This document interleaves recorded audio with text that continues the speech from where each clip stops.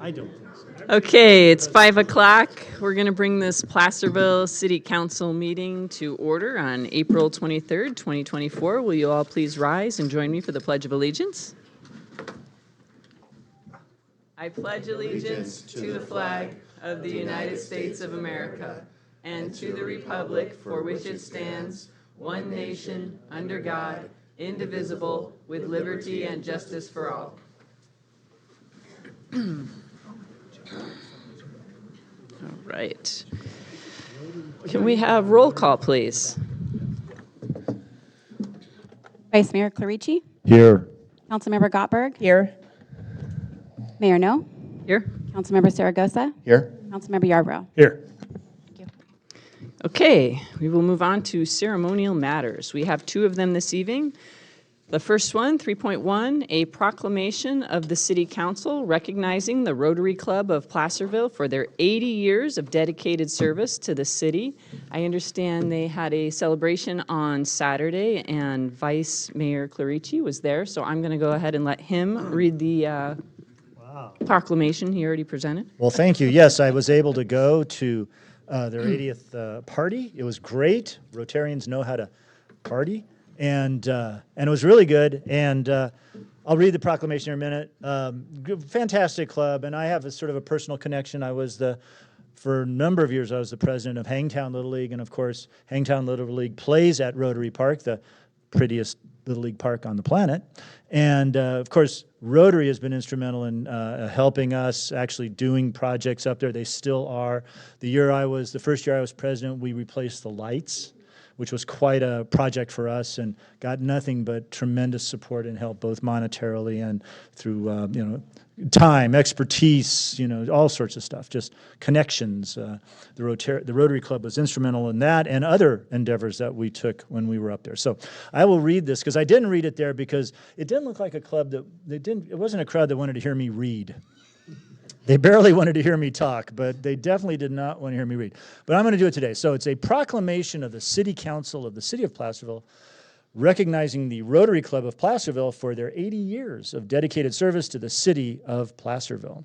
Whereas the Rotary Club of Placerville was chartered on May 8th, 1944, and whereas in 1944, the Rotary Club of Placerville was sponsored by the Rotary Club of Sacramento.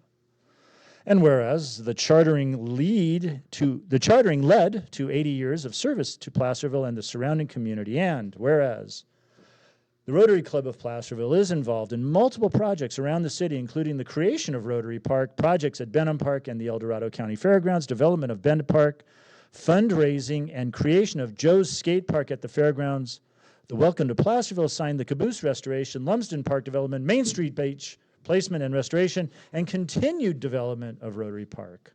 That's a lot of things.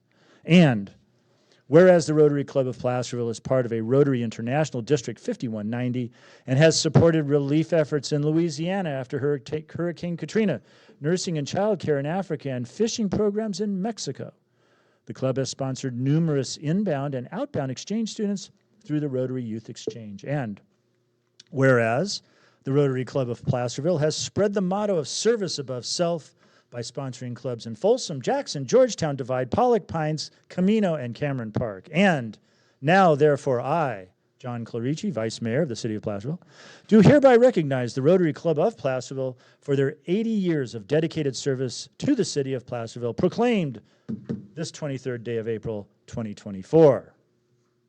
That's it. I'm done.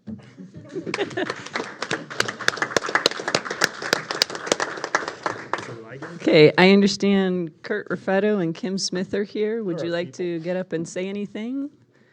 Or at least come up and get your proclamation? I mean, they had it, and then they brought it back.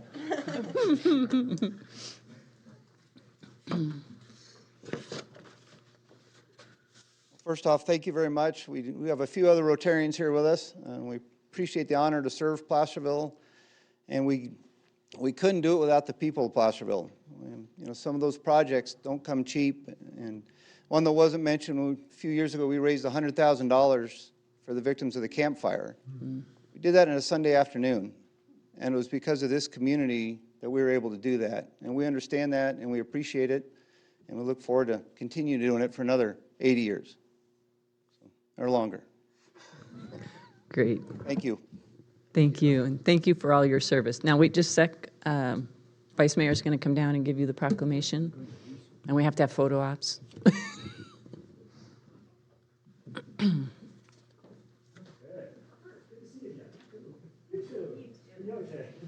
Mention that he did get dinner the other night.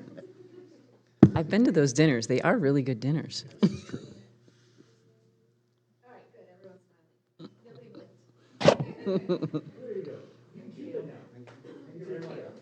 Thank you.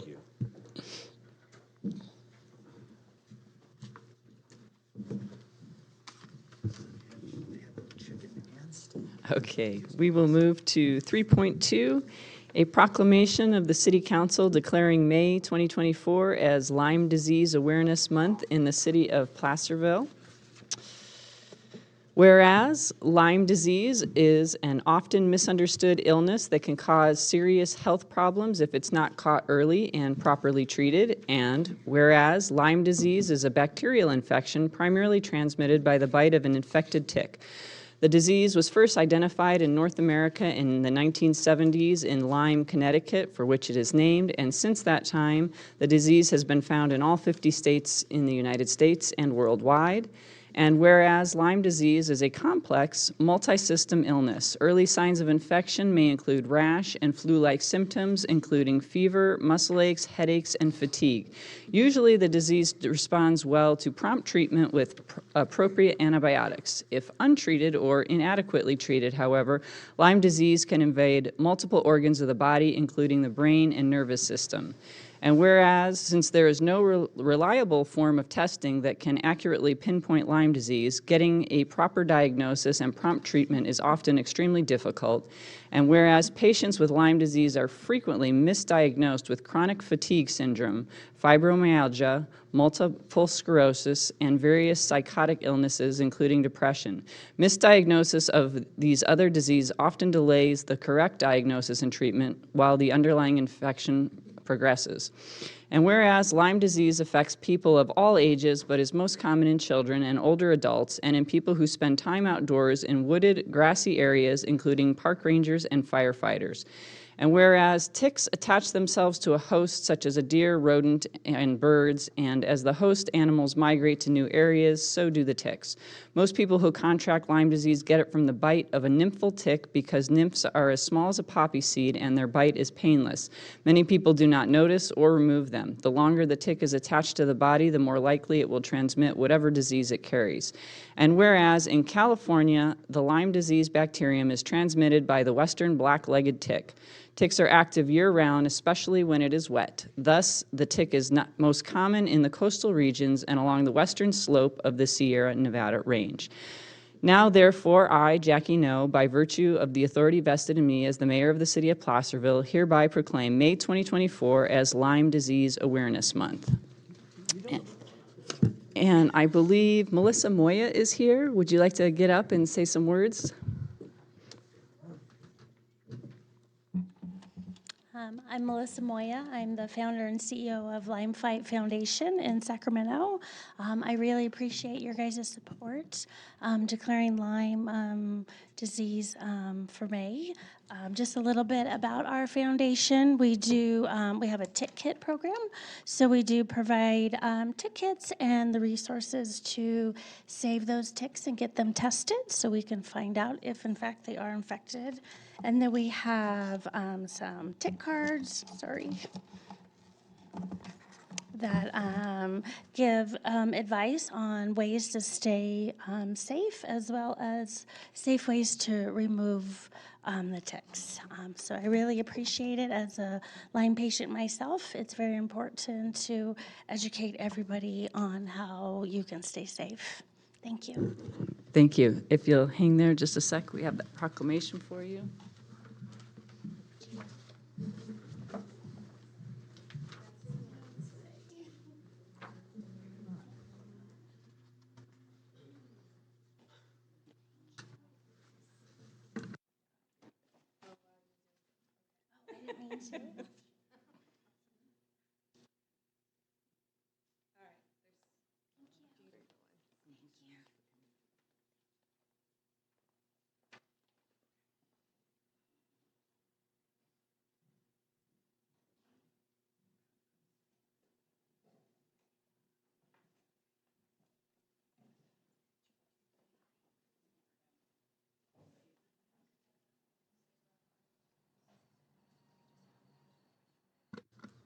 There we go. All right, thank you. Public comment. Public comment on 3.1 and 3.2 is now open. Okay, seeing none, we will bring that back, and we will move on to the closed session report for City Attorney Ibrahimi. Thank you. The council did meet in closed session on 2 items. There was no public comment in advance. There was no reportable action on the first item, and the council provided direction on the second item. Thank you.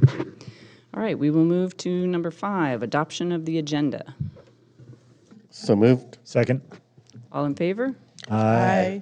Opposed? None? Okay, we will move on to 6.1, receive and file the social media report. Mr. Morris. Thank you, Mayor and Council, excuse me. We like to come back to you with our social media report, how we're doing. It's been about a year and a half now, I think, that we're in on this. And our goal was to do this quarterly. We're not quite reaching quarterly, but anyway, we're coming back with this report. So Emily is here tonight that runs our social media program, and I'll turn the time over to her to do the presentation. Sorry, they don't make these podiums for little people. Okay, so for those of you who don't know me already, I am Emily. I'm the owner of Bold Communications, which is a local public relations company.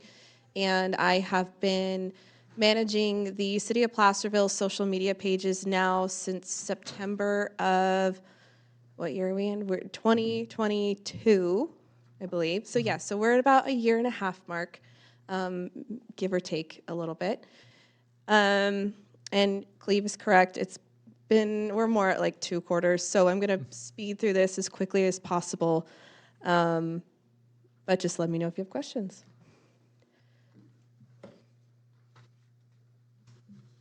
Maybe. There we go. Okay, so contract highlights.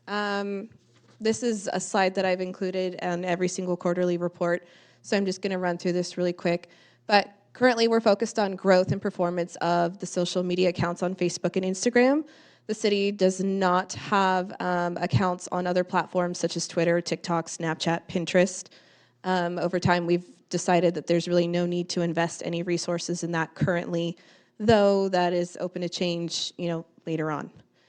I want to stress that our goal is organic growth, so we are not spending additional money on advertisements or anything like that to increase engagement rates or following rates or any of those things. This is strictly just us putting the information out there, and through that, people finding us and deciding that they want to follow us and engage with our content.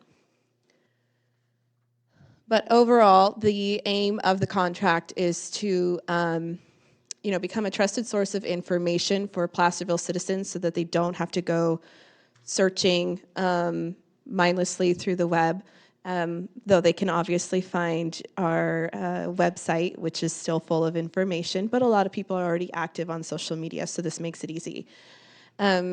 We also would like to, or one of our goals is also to increase the quantity and quality of the content, drive follower growth, and increase reach and engagement rate. One of the things not listed on here, and it's not something that we discuss necessarily as a primary goal, but it is something that we have talked about in these quarterly report meetings here, is starting to do more reels, say on Instagram and Facebook.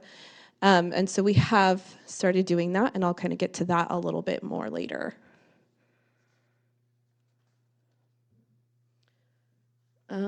Oh, it went too far. There we go. I think. Sorry, technical difficulties. So our social media use, we've used these platforms to reach the public directly, communicating with them things like emergency updates, traffic updates, or construction updates, times of inclement weather, where they can find resources such as sandbags and sand, things like that. Also, some of the campaigns that we've worked on just in the last year is Trip to Green, although that's kind of paused right now. We're not really doing anything with Trip to Green anymore. And then the Connect Placerville broadband project, that also is on pause from my understanding. We haven't really done anything with that recently. But we also use social media to fulfill our grant requirements. So the pesticide outreach is what one of the grants that we have to fulfill. And then promoting city events, right? So letting people know that downtown or just within Placerville period, we have things like a composting event, a spring cleanup, and just various other events that we do throughout the year. So our metrics to follow, the key metrics that we're going to discuss are followers, reach, and engagement. Those are really the three most important ones that I want us to pay attention to. So followers is, the number of people who have subscribed to our page. Reach is the number of people who have seen content from our page, and then engagement is, the number of people that have interacted with our content, whether it be through a like, a comment, a share, some type of reaction.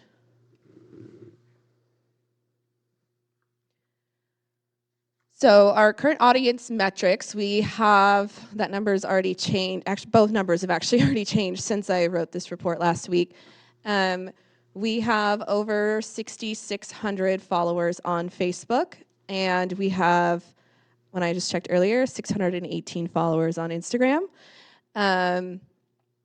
Our last report last July or August showed that we had a following of 5,949 on Facebook, and on Instagram, a following of 364. So just from July until now, I mean, it's like 6-7 months. Sorry, math's not mathing right now. You can see that we have had significant growth on both accounts. Primarily, the accounts, we have more female followers than we do male followers, and that's for both Instagram and Facebook.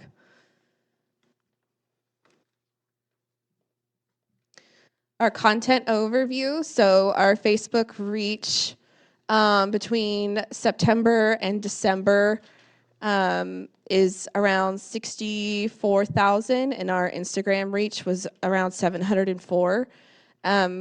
Both are pretty impressive numbers, especially considering Instagram, we only have 600 followers, so to reach over our current follower count is a good thing. In September through December, our Facebook reach was at 100,000, and then January through March, our Facebook reach was at 239,000. Those numbers tend to fluctuate, obviously, depending on the type of content that we are posting. Our engagement slows down after the holidays because we no longer have events that we're promoting after Christmas time. Winter, we're slowing down on the events promotion. And the events promotion is also where we get the majority of our content through, just not graphics, but photos of actual people, whether it's, these guys here, citizens in the community, things like that. Those types of content are more engaged with than just your standalone graphic. Maybe.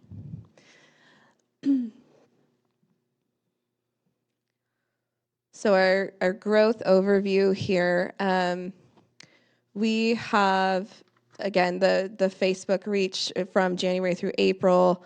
That reach went down, like I said, was likely going to happen because after December, we don't really have a bunch of events that we're promoting. The content is typically graphics, things like that. We don't have a lot of information to promote after December. The Instagram reach actually went higher than what it was from previous months. But both are still good numbers considering that, again, our following on Facebook is 6,600, and then our following on Instagram is 600.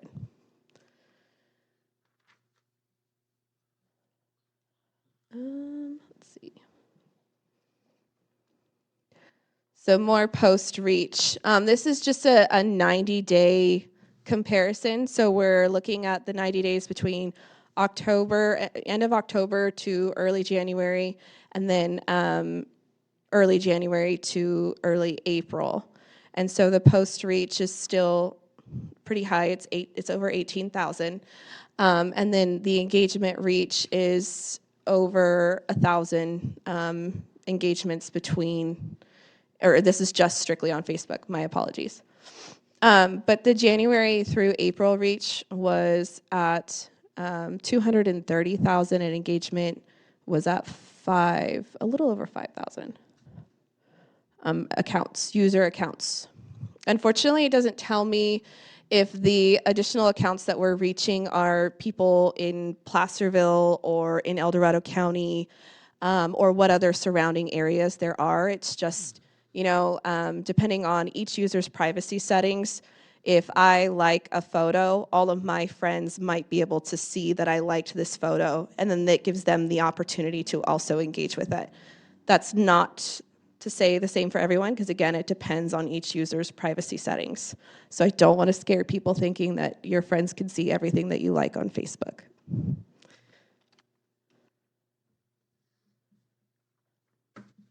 So again, another 90-day comparison. This is just on Instagram.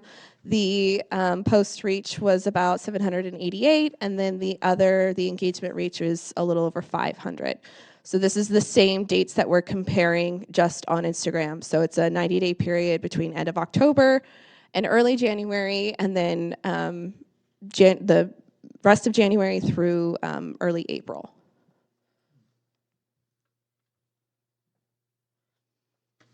So here's our Facebook business comparison. I know last time we met, we wanted to add cities that were more along our demographic. Before we were just comparing, say, Roseville, Folsom, South Lake Tahoe, and I think Sacramento.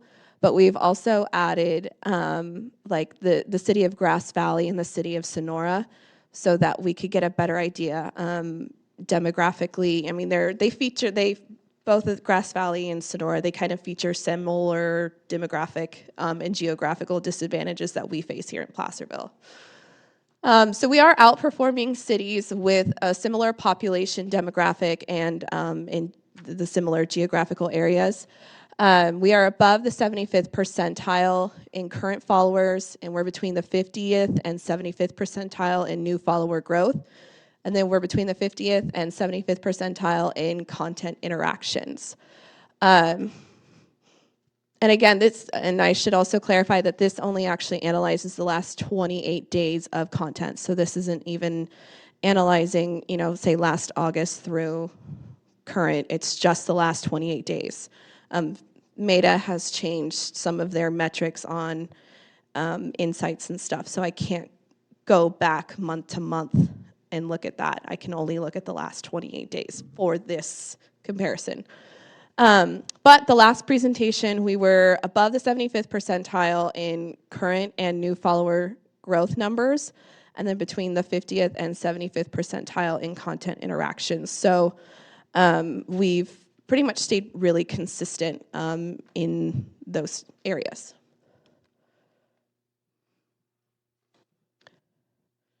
For Instagram, again, this is just analyzing the last 28 days, but we are between the 50th and 75th percentile in followers, and above the 75th percentile in new follower growth, and above the 75th percentile in content interactions. Last presentation, we were between the 25th and 50th percentile in content interactions, and below the 25th percentile in account followers. So we've seen significant improvement on our Instagram account.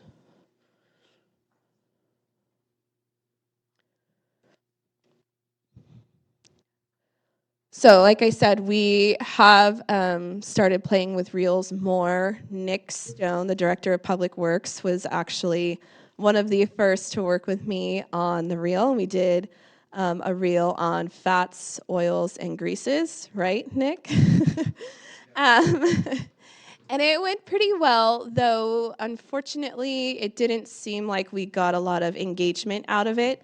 That could be for various reasons. Maybe it just wasn't interesting enough. It's no harp on Nick's acting. He did a wonderful job. great in front of a camera. But it could just be that the information wasn't presented in a way that people really wanted to engage with it. When I looked at the analytics for that, it looks like most people started dropping off around the 20-second mark, which I know. Don't judge Nick. He did a great job. But we're not going to let that deter us. Again, Instagram Reels, or Reels period, really, is a new thing for Placerville. The first year of my contract, we didn't really do Reels. Now the second year we've started doing it. I'm now working with Pierre and his department on the next reel. So again, I don't expect immediate success from posting 1 or 2 reels. People, don't really know to see the city in that fashion, if that makes any sense. We have been posting the meeting agendas and such. Unfortunately, the engagement rates on those are still very low. Some of them only have 1 like, and that's probably my like. So, hey, I support. So I've kind of been toying around with that and removing the link, and now started just including the full agenda so people have the option to swipe through the entire agenda. On Instagram, that seems to be beneficial. On Facebook, you still have my like. So we might have to play around with that a little more. One of my recommendations would be to possibly look into a Linktree account. And for those who don't know what Linktree is, it's a landing page service that essentially creates a list of links. And it allows us to share multiple links. And so we can put that link in our bio on both accounts. So people are able to go to our bio and they could see, oh, okay, here's the newest agenda for the next city council meeting. Here's the one for the next planning commission meeting, things like that. Instagram doesn't allow for links, period, within the content. So the way around that is to do the link tree. Facebook allows the links, but they really kind of knock you down engagement-wise because they don't want people leaving the platform. So most of that content gets hidden anyway by Facebook because they don't want our followers clicking on, even though it's just a city council agenda link, Facebook doesn't want them to leave. So that could be something that we invest in. It's about $9 a month. And I'll kind of leave that up to you guys. And then my other recommendation is to continue pursuing content that features our employees. The community responds really well to content like that, whether it's a photo of, Councilmember Sarah Gosa, making Placerville history for SACOG, or if we're spotlighting a particular employee that month, or even if an employee's doing his job and removing snow on a snow plow, and we're letting people know, like, hey, we're on this traffic. Sorry about the snow. We're here. It's still content that is more engaged with than some of our standalone graphics. So. Great, thank you. You're welcome. We have questions from the council? Appreciate the presentation and thank you for the update. Just wanted to know, do you have any insights as to why? I mean, we sort of doubled our Instagram followers. Do you see that just as because we have more evergreen content, or was that? Yeah, it could be that so when I started this contract with the city of Placerville, you guys had 22 Instagram followers. So in a year and a half, we've seen a lot of success, but really what a lot of it is just consistency and putting the content out there. Whereas before, there wasn't any consistency on Instagram. It wasn't a platform that was paid too much attention to. And that's no fault to anybody here. I mean, to manage more than one platform is sometimes really exhausting. But yeah, it's just a matter of being active and even just our community. I mean, it really depends also what platform they use. Some people have gone away from Facebook and they're now on Instagram. Some people don't care for Instagram and they're on Facebook.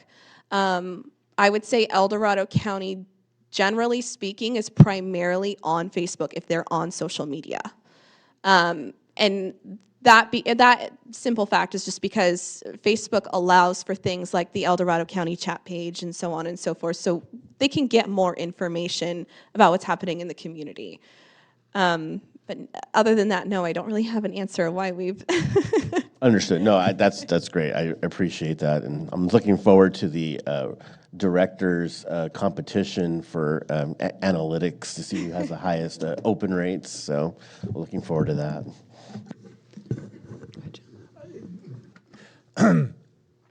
It seems to me, one of the things, when I first got back on the island here, I was talking to another person who had been on the island, and we thought we would start something called The Way Things Really Work, because it's amazing, and it's understandable. I mean, we know how the city runs, we know how the things work. But folks will come up to that podium and tell us we're stupid for doing something about something, and it doesn't really actually work that way.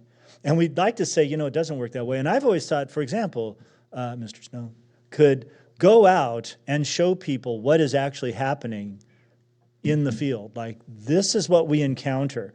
I wanted to do one on parking. It's amazing how many people have opinions about the parking system downtown, and they know nothing about it, except that they don't like it, which is understandable. Mm-hmm. But, and so it seems to me that it's possible. I mean, they still might only sit there for 20 seconds and then go do something else. But to have content that's a little bit more like action things, like, this is what we're doing, this is what's happening, this is when we go out into the field and when we're doing our jobs, this is what we encounter. Because I think that might be interesting to people, especially if they live in this town. We go, well, yeah, for example, we had the thing on Broadway where something happened and then something blew up and we had to fix it.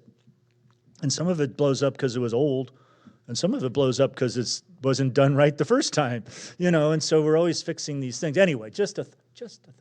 No, you're the professional. We meet weekly with these department heads, and something that I encourage them when we started exploring Reels, when they're thinking of content, because it's kind of hard for them too. They're like, oh my gosh, this is not my forte. What am I supposed to do?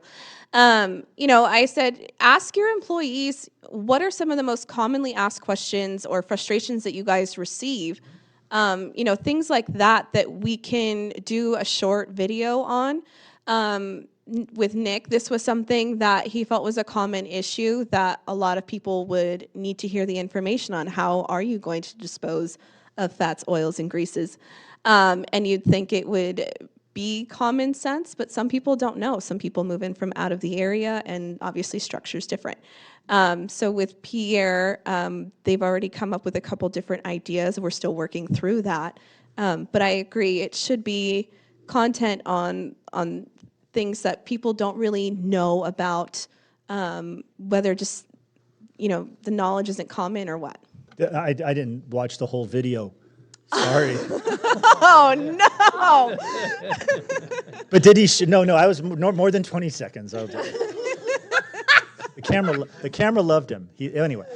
But did you show him what a big glob of fat looks like? Yeah, that's what you got to do. Well, you could have brought a big glob of fat to say. Anyway, that's what when they do this, when they encounter the stuff, then you take a video of that, and that's how you knit that into something, and then you show it to people and say, when you guys do wipes, baby wipes, awful. This is what happens at the sewer when you put too much of this stuff in there, it gets crazy. So anyway, sorry. I was just going to say, too, if council members have requests, you hear things like that, you think this would be a good one, please email me, let me know, and we can put it together. Happy to do it. So. Parking's one. Oh, PG&E prices, it just went up. That's one. We have no control. We have no control, but people want to know about it, and we might have some explanation. David had some good places to get information on that, so that's kind of good information we can pump out and just let people know. Okay, we will open this to public comment.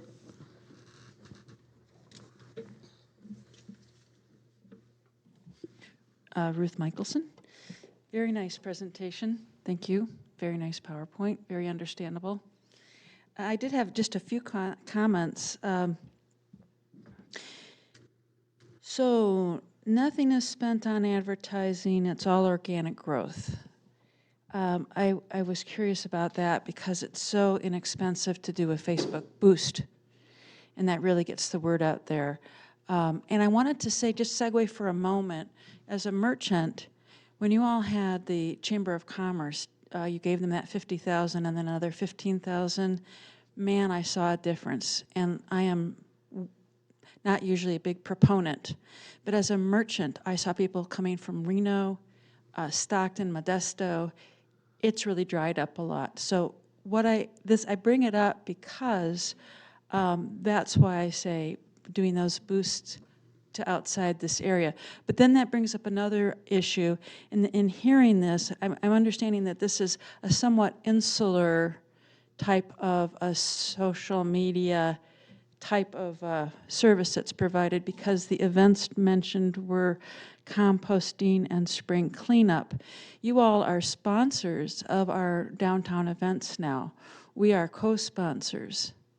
I know that when Terry Zeller was here, part of him trying to assist us in some of our events was to say that it would be on the city's Facebook page and on Instagram. I honestly have to say I really didn't track it to see if that occurred or not, but I'd like you to possibly consider adding the street closure events. How about Third Saturday Art Walk? It's not a street closure event, but boy, that'd be great content. And then to see your graph about how November 20th was a peak engagement and then fell off throughout the rest of the year. And I'm thinking, oh my gosh, that's when we, at least if you pivot and have it go beyond internally what the city's doing and go into events, that is such a key time for us merchants. It'd be great to have more of that kind. And I don't mean just downtown, I mean Placerville Drive and Broadway as well. Okay, 41 seconds. Yeah, I saw a real weakness in that 25 to 34-year-old Facebook followers. I know that those folks are mostly into Instagram. It's really not their spot. Oh, so I can understand why it's so low. But still, there are emerging demographic. We need those people, that age group, to get engaged. The last thing on when you're talking about posting the agenda, I would do a hot topics, pick one item off of here that may truly be of interest to a broad spectrum of people. How many people, only us nerds, will sit down and read this whole thing? It's just not the normative thing. Thank you. Thank you, Ruth. Anyone else? Okay, go ahead, Kirk.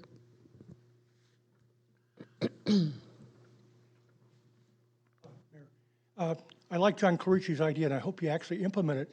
When us uninformed people come up here and we ask you questions, you can't, because of the Brown Act, engage in any kind of dialogue. But we see it in newspapers where they have columns of people asking questions about local city government or county government, or questions about some story the paper published 2 years ago and what's happened since, what kind of update. So that would be very useful. I look forward to his next chapter of that. For those of us who are not familiar with the internet process, we hear terms like engagement and looking at activity, whereas what we would know was the time when you had a coupon in an ad and you bring the coupon in, and that was a way to measure response. So if we could hear about those graphs we saw that showed some sharp increases during various months, because they were different times than merely Christmas or sometime where the traffic would go down. What is it that prompts this response? And what ways do you have of measuring what that means? Thank you. Thank you, Kirk. Anyone else? Okay, seeing none, we'll bring it back to the council. And Mr. Morris? I just want to mention quickly, the downtown events are mentioned on our Facebook page, also on Instagram. We do put those up, the flyers for those. Emily didn't mention it, but we do put those on. So, yeah, and when we get asked questions from the community, those are things maybe we can share with Cleve to pass on to Emily. If one person has that question, there's probably a lot of people that have those questions, and just help us communicate. And people who have good pictures and want to share things, also send them into the city. There's everybody can help do that, and we appreciate everyone. Thank you, Emily. All right, we will move on to brief comments by the City Council. Start with Councilmember Gottberg. I attended a groundwater law and legislation forum recently, and there was some interesting discussion about proposed changes to Prop 218 that would be applicable to us, as well as the new PFAS regulations and them being listed as hazardous substances and having drinking water standards per the federal government. So, Great, thank you. Vice Mayor? Are we going to talk about the meeting this morning? Yes. Right now? Yes. Would that be this time? That'd be the time. Okay, well, I wasn't sure. I didn't know when you wanted to bring it up. Okay. Well, actually, there's a couple things. We should all, apparently, the thing up in Grants Pass was before the Supreme Court. And it sounds like, you never know, it sounds like they are not going to take away all of our ability to manage what goes on in our towns. Be interesting to see what they finally come up with. This is to do with homeless situation. So anyway, I thought that was interesting. I was able to sit in on most of the topic today regarding, it was at the Board of Supervisors. All right, the mayor was there. And I watched on the computer. The thing about moving the navigation center over by the jail and building the tiny homes. And I don't want to get into whether it's a good idea or bad idea. I have my thoughts about the whole process. But my feeling is they've kind of made up their minds, and now they're doing some backtracking to justify the decisions that they're going to make. And we will have to keep an eye on it and engage. They do want to engage with us. Although originally they weren't going to engage with us till the end of May, which is 5 weeks from now, 4 weeks from now. But they did make a decision to go ahead with a feasibility study to site the tiny homes, if I remember correctly. That's the feasibility study for the land up there by the sheriff's office. This is not a new idea. It was actually put out there by the previous sheriff a few years ago before the temporary navigation center was created at the old juvenile hall. The mayor will speak more about this, but it was a dispiriting conversation, to say the least. Okay, thank you. Councilmember Yarborough?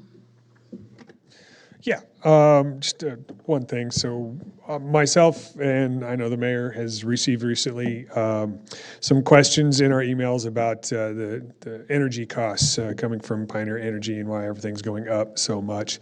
I'm trying to direct everybody to the Pioneer Energy website.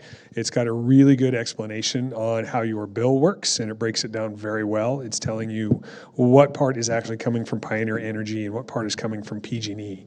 Because as most of us know, PG&E recently has raised rates multiple times. So a lot of people are starting to see some very large increases on their electric bills. So please feel free to head to the Pioneer Energy website. They've got a great breakdown of the bill. If you have a hard time finding it, please email me at the city, and I can direct you to the website with a link, or I can also put you in contact with a staff member at Pioneer Energy if you have questions that the website does not clear up for you. Okay, Councilmember Saragosa? Thank you. Again, I've had multiple conversations with people in the community on different issues. One thing that came up, and you touched on it a little bit when we were having the conversation, was insurance and the lack of insurance in town. People having to go on the FAIR plan. One thought, and it's obviously just won't change anything, but maybe we could invite the insurance commissioner's representative to come to a meeting, talk to the residents here to see exactly what they're doing. There are steps being taken by the insurance commissioner's office, but they actually haven't been implemented. But I wouldn't mind having someone come out here, because if anything, I think that's probably the question I get the most is, what are we going to do about insurance rates? And unfortunately, I don't have a real good answer for people in the community, because it's not something that we control. But it is something that's very important. I know myself, I lost my insurance a few years ago, and I'm on the Great Fair Plan, and I'm in a fairly I'm off a highway. I got 2 fire hydrants right next to me. I have vegetation cut back, but it didn't really matter. My carrier basically came through and took everybody off. So just one thought on that, and I actually had a brief conversation with the insurance commissioner's office, but haven't made any kind of formal invite, anything like that. But just food for thought. And then 2 items is sort of as my role, I guess, as SACOG chair. I'll be speaking on May 2nd, representing Placerville and SACOG at the 52nd annual gala for the Sacramento Hispanic Chamber of Commerce, and then doing a tour on April 29th at Beale Air Force Base. There's a lot of, they're trying to keep that Air Force Base relevant to the overall, to our overall area, make it more commercially viable as well. There's some large construction projects that could potentially happen there to make that more of a reality. So some of the SACOG board members are going down to do that tour along with some developers and other folks. So looking forward to that as well. Great. Thank you. Thank you. Yeah, I attended the Board of Supervisor meeting today, and the agenda item was basically them proposing to abandon the location where they were going to put the navigation center and relocating it over at the jail and expanding to transitional homes there as well, and putting temporary transitional homes at the old sheriff's site right now. And beyond that, there weren't a lot of details. The plan really hasn't been worked through in a lot of detail. One of the questions I asked was, is the sheriff going to have services for that navigation center over at the jail now, and will he be doing the transitional housing at the old sheriff's site? And I didn't get any answer, and afterwards staff came up to me and said, well, we really haven't worked through that far yet. And that's the general feeling I got in a lot of it. I have this feeling somebody came up with an idea a couple weeks ago, and now they're just running forward with it, because there was not a very good presentation, a very detailed presentation, and so that was a little bit frustrating. I just advocated that before they move forward, that they engage the city, that we have an opportunity to review those plans, and and also 2 of us meet with them and have some of the concerns that we have. I mean, that has had a big impact on the city of Placerville. I mean, we responded to 126 calls at the Navigation Center last year in 2023. Some of the ongoing problems that we're having in the city in terms of people who don't want to stay in the Navigation Center, but they brought them from everywhere else in the county, and now they're homeless in the city of Placerville. So, there's a lot of moving pieces and parts, I think, that we need to talk about and work through and address that hasn't been addressed yet. So hopefully we'll move forward with some positive discussions with them and look forward to that. Vice Mayor? Okay, similar topic, but a different thing. And the mayor was part of this email thread as well. I got an email from some folks up at Eschaton because there was some area adjacent to them and adjacent to Lumsden Park that had been a camp. There was a lot of trash there. They weren't sure if it was on our side or their side. I answered them back. I got some staff, and they were on it like that. So I just want to give a shout out to staff for really jumping on it, getting folks up there, taking a look at it. I'm sure it's still kind of in process right now, but they just did a great job. So it's all, we get used to them doing great work, but we always want to recognize when they do great work. So thank you very much. Thank you.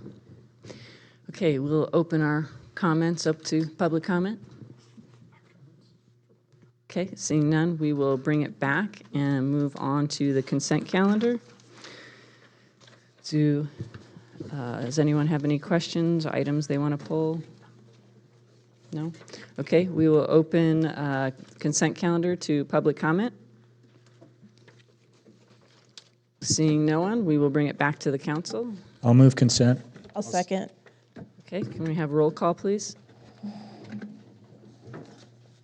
Councilmember Gottberg, Aye. Councilmember Zaragoza, Aye. Councilmember Yarbrough, Aye. Vice Mayor Paricci, Aye. Mayor No. Aye. Thank you. Thank you. Okay, this brings us to public comment, non-agenda items. This portion of the meeting is reserved for persons wishing to address the council on any matter not on the agenda that is within the subject matter jurisdiction of the City Council. State law prohibits the council from acting on items not listed on the agenda except by special action of the City Council under specified circumstances. The mayor reserves the right to limit the speaker's time to 3 minutes. You are not allowed to make personal attacks on individuals or make comments which are slanderous or may invade the individual's personal privacy. We will open number 8 up to public comment. Come talk to us.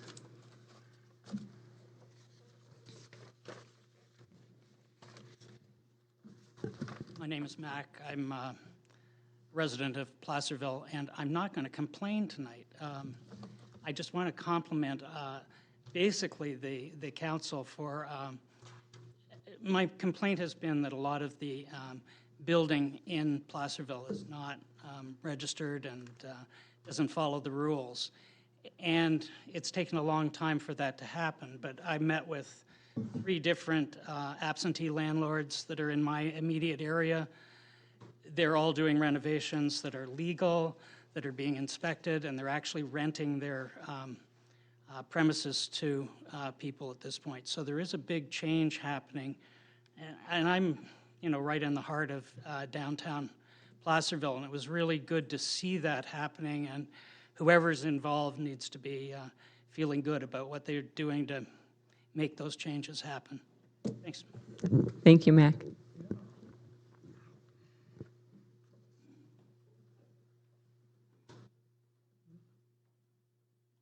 I'd like to piggyback on the vice mayor in terms of affirming.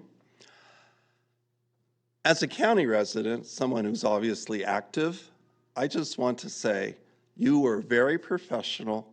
I was somewhat saddened by the response where folks just, it's like, come on, this is a big problem. Let's collaborate. It's a big county. There's lots of land, and they need to really engage with you rather than, well, it's done. And thank you for your very professional response in a difficult situation. Thank you, Leo. Anyone else?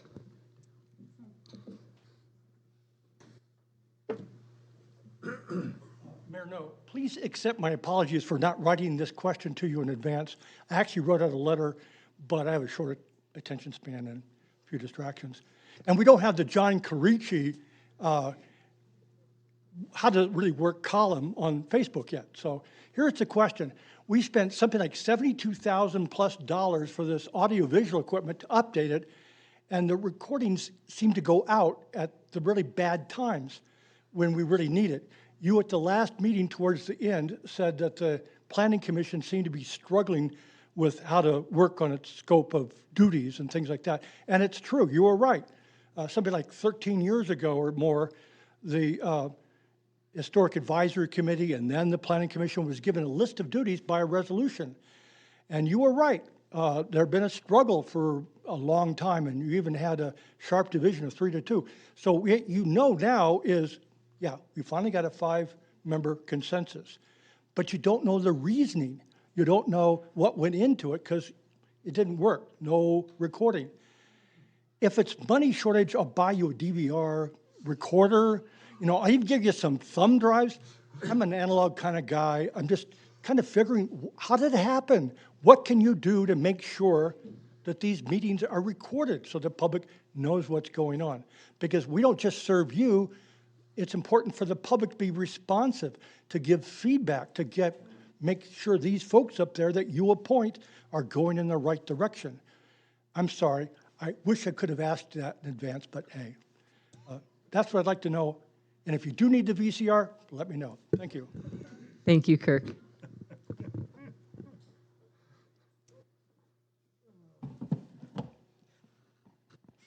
Hi, my name is Jolene Vakulich. I am born and raised in this community, and I have multiple businesses here in El Dorado County and actually in the city of Placerville. It's probably on the back of your mind, probably far in the back of your mind because it's in December. Well, almost to December, actually. I've been involved with the community events, many, between CASA, Big Brothers Big Sisters, Boys and Girls Club, Search and Rescue, Active 2030 Club. I'm very involved and I love my community. So there is one thing that I did mention when we were, I got to help be a little bit more involved on the what was the planning and what was all entailed to it, because I have been involved with this event for over 10 years. The well-known, I know it changed names last year, the Festival of Lights. I did mention it, that I was going to approach you guys to take over this event, to not to be just the person in charge, it's to give a helping hand in coordinating the community together, because as a person that was directly affected by the change of hands of who's been in charge the last couple of years, things have, not gone so great smoothly, and some people unfortunately take their personal opinions into matters on who they want there and how things go happen. My personal opinion on it is it's our community. We should be looking out for our whole community and what values and benefits our community together. So obviously it just wouldn't be, my say so. Obviously, it's a community event, so you should have community members and a committee that brings this event to life. So like I said, the only reason why I mentioned that is because since I was in point of contact with the last 2 people that have ran it the last 3 years, like I said, things didn't go quite as smoothly because, like I said, personal opinions kind of went into effect. And like I said, your community should be on the top of your agenda and how the event is taken about. So I can submit it in advance to you guys and bring a presentation for you guys of why, because I was told there wasn't quite a perfect application per se on how you move forward with say being the representation point of contact for the Festival of Lights. So if you want, I can submit and communicate with you guys and bring a presentation. And if you need references or whatever you would like, I'm willing to do that work to go ahead and present that to you to be the point of contact. I know that last year, the El Dorado Community Foundation was in charge. I did communicate with them last year that they said they did not want to move on forward with holding it against it, doing it this year, but things change. So yes, if you want to do that, I am willing to do that. Thank you. Thank you. Communicating with Mr. Yule would be the appropriate person to kind of get those answers and move forward with those things. Thank you. Okay. Yeah, just really quick, Ruth Michelson. Kirk was up here and talked about the problem with the taping of the Planning Commission. And I think the one that talked about the historical issues was the 2nd of the month. And I do think, Kirk, that one did record, Kirk. But anyway, he's off somewhere else. The one on the 16th is the one that I really would have also liked to have heard, and that was disappointing. There was no recording, because that's when they talked about the arts and culture, art in public places, and I really wanted to hear what Planning Commission had to say about that. So yes, that'd be great to fix whatever that problem is. And the other real quick thing was that I was also at the Board of Supervisors today, and I so appreciate both you, Mayor No, and you, Councilmember Clarici, speaking up with strong opinions about the inclusion of the city, it being on city property. And yeah, I do think it's really thrown together, and it was disturbing to me that there wasn't even a staff report included in the agenda item. So those of us wanting to participate really went in blind. I did get it from the board office, but I really, just as an aside, I think that's a Brown Act violation that the public doesn't have what the members of the board had, because we were blind. What are you all talking about? And I do think I think I know some of the inside of why it's being thrown together. I think they're very wary about the incoming board come January, and they're really trying to get something in place before that new board is seated. Thank you. Thank you, Ruth. Anyone else? Okay, we'll bring it back to the council. Yes, I share the frustration about the recordings, and we will be working on that and getting it done, because yes, that's a useful tool for everyone in the community, including us. Okay, we will move on to items pulled from the consent calendar. We have none. Number 10, ordinances. Consideration of an ordinance extending the temporary moratorium on the establishment of new tobacco retailers for an additional 10 months and 15 days. Mr. Rivas. Thank you, Mayor, members of the council. Back on March 12th of 2024, the council adopted an urgency ordinance that created a 45-day temporary moratorium on the establishment of any new tobacco retailers within the city. The ordinance will expire on April the 26th. The council can extend this moratorium for a period of 10 months and 15 days with an additional one-year extension at the end of that time. The ordinance extending the moratorium must pass by 4/5 vote of the council. If the council elects to extend the urgency ordinance an additional 10 months and 15 days, the temporary moratorium would then end approximately March 15th of 2025. On April 9th, the council adopted various actions to alleviate the effects of continued tobacco product sales and operations within our city. And as required, these actions were adopted at least 10 days prior to the expiration of the urgency ordinance. Staff continues to work with the El Dorado County Public Health Division's county-wide tobacco use prevention program team on developing the tobacco retail ordinance. With that, staff is recommending that the council adopt an ordinance extending the existing 45-day moratorium on the establishment of new tobacco retailers within the city of Placerville for an additional 10 months and 15 days, which would allow staff the opportunity to continue to collaborate with the El Dorado County Public Health Division's countywide tobacco use prevention program staff and their team on developing tobacco retail ordinance that we would bring back to you, hopefully prior to the expiration of this extension. That concludes staff's report. Happy to answer any questions you have at this time. And we do have representatives from the county that can also ask any detailed questions you may have. Thank you. Questions from the council? Seeing none, we will open this to public comment. Questions from the public? Comments?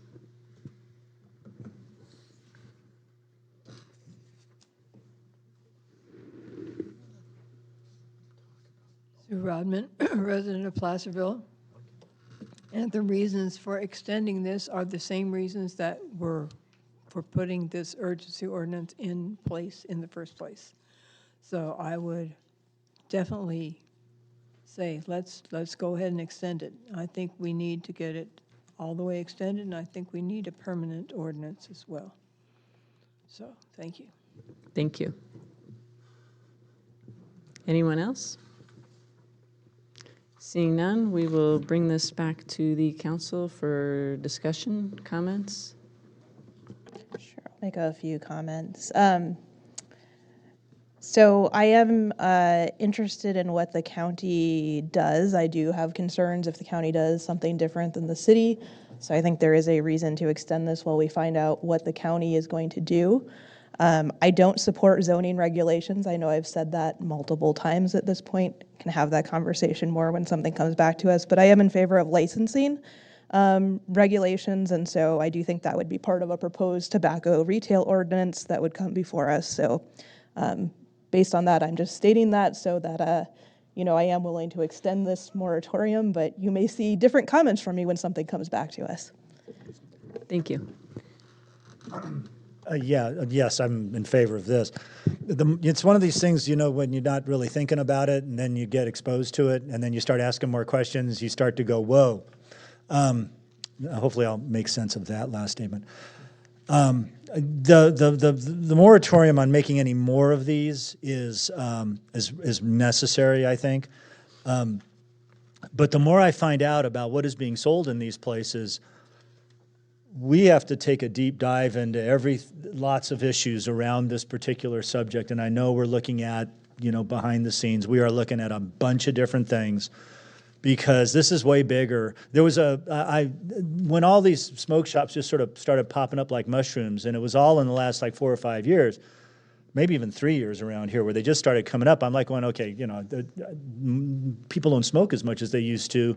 Vaping's a thing, and I couldn't figure it out. And then I got explained to me what's being sold. And it was like, all right. And I don't want to get into it too deep because there's a lot of stuff here. There's a lot of moving parts. But this is the beginning of a much deeper and I think much quicker discussion about what's going on. So anyway, that's all very cryptic, I think, and I kind of want it to be that way because there's a lot going on. So anyway, but this is big. Anyway, sorry. That was incoherent, but thank you. Comments? Yes. Follow that. Wasn't. I got you, John. I got you. No, I just saw. I mean, there was just an article in the New York Times or Wall Street Journal. One of the two. I'm probably labeling myself with that, but in New York, and it's sort of a similar problem where it's kind of the wild, wild west when it comes to some tobacco shops because there's not a lot of regulations that go on as to what is being sold inside the stores. Because there's so many new products, just like anything else. Like things change, new products come online, and then lo and behold, there's maybe things that need more regulation that are currently regulated from other stores. So I think this is necessary. I do think it'll take some time to kind of figure those things out as we move forward, and then also to see if we are on a similar page with the county on this. And it doesn't mean that we have to end there, but if it makes sense, then it would be good to have some consistency there as well. So I'll be supporting this measure. Thank you. Councilmember Yarborough? Yeah, I mean, you guys are pretty much covering it, but I mean, my big important factor with this is, I mean, yeah, I'm not sure 10 months is going to be enough to deep dive into what is actually being sold and what we can regulate and what we can't regulate. And, I mean, because we do have free market, I mean, unfortunately, so we gotta be careful with that. But mainly just exposure with our youth and what they're able to pick up walking into these places that can be possibly legal, but not quite legal. So, and trying to fix some of those gray areas. So yeah, I'm definitely going to be for this. I'm just hoping the 10 months is going to be enough. Okay, do I have a motion? I'll move staff recommendation. Yeah, I'll second. You got it. Okay, everyone in favor? Aye. Aye. All opposed? None. Passes unanimously. Madam Mayor, could we do a roll call vote on that one, please? Roll call, please. Councilmember Gottberg. Aye. Councilmember Zaragoza. Aye. Councilmember Yarbrough. Aye. Vice Mayor Clarici. Aye. Mayor No. Aye. Thank you. Thank you. Okay, we will move on to 11, public hearings. We have none, which brings us to our discussion items. 12.1, consider ratifying a construction contract with Doug Veerkamp General Engineering Incorporated in the amount of $29,776.73 for the Broadway Water Main Repair Project, CIP 42426. Mr. Stone. Good evening, Mayor No and Council. This item before you is to ratify a construction contract with Doug Veerkamp General Engineering, as you mentioned. Last September, Public Works staff were made aware of a sizable water leak on Broadway near Save Mart. We began excavating the area and determined that due to the size of the leak and that most of our staff were involved with the sewer issue at another location, it was in the city's best interest to contact a local contractor to complete the emergency repair. Shortly after, Public Works staff met with the contractor on site to discuss a game plan for the repair. At that time, we decided that Public Works staff would assist with supplying parts, operating valves as needed, and then also the water quality sampling once the contractor had completed the repair. This concludes my report, and I'm happy to answer any questions. Thank you. Questions from the council? Seeing none, we'll open this to public comment.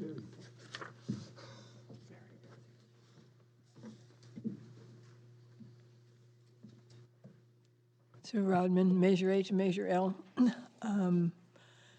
Our water and sewer systems still need a lot of help.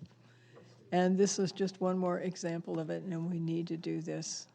I mean, leaking water lines are not a good thing.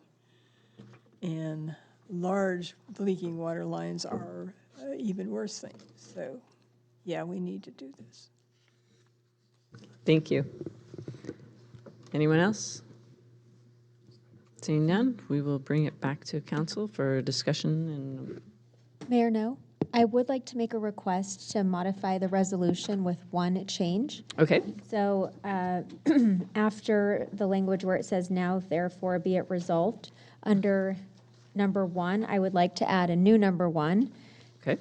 Where it would say that the city council of Placerville finds that competitive bidding was dispensed with because there was insufficient time to go out for bids due to the emergency nature of replacing and repairing the failed infrastructure. Thank you. And we also do need a 4/5 vote pursuant to the Public Contract Code tonight. Thank you. Okay. I'll make a motion to approve with the addition of city attorney's changes. Well, second. Can I have roll call, please? Councilmember Gottberg, Aye. Councilmember Zaragoza, Aye. Councilmember Yarbrough, Aye. Vice Mayor Clarici, Aye. Mayor No. Aye. Okay, that brings us to 12.2. Consider sponsorship of 2 horse-drawn wagons as part of the 75th anniversary of the wagon train. Mr. Yule. Thank you, Madam Mayor. On Saturday, June 8th, the wagon train will once again be rolling through Placerville. This year will be the 75th anniversary of the Highway 50 Association's wagon train week-long trek from Nevada to Placerville. The city has been afforded an opportunity to take part in the Highway 50 Association wagon train sponsorship program. The association is requesting the city to sponsor 2 horse-drawn wagons to improve the event and promote the city of Placerville.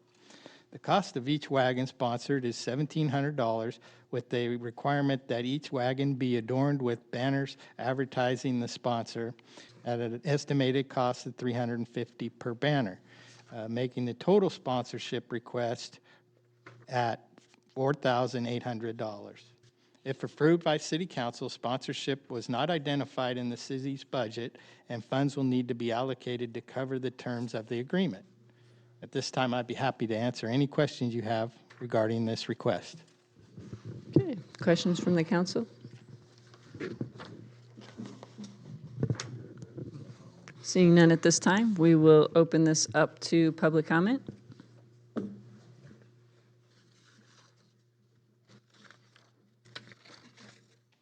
good evening, Council. My name is Steve Downer. I'm the president and wagon master of the Highway 50 Association. So I just wanted to come speak to you tonight and appreciate what you're doing and even considering a sponsorship and encourage a sponsorship, because this is what keeps our wagons rolling down the road. We have many of them. I'd say many. We have a handful of sponsors that keep us going every year, and a lot of it is self-raised at that. This is the 75th year, and I just wanted to make a note that this isn't our last year. I think social media leaked out that it was our last year. It's not. It's 75, and we're actually planning another 75. So we're looking for sponsors on that. Over the years, the wagon train has gotten really big, and it's kind of shrunk back a little bit. It's kind of a cycle we've noticed over time. It seems like we're kind of heading back up the hill this time. It's kind of starting to grow. This year's looking really good. It's looking like it'll be a really good event. And I know everybody looks forward to the Main Street event at the Bell Tower. We try to spend as much time as we can there. That's really a good thing. So I know everywhere we go, we get nothing but positive feedback on the wagon train. That's about all I have to say. Thank you. Thank you.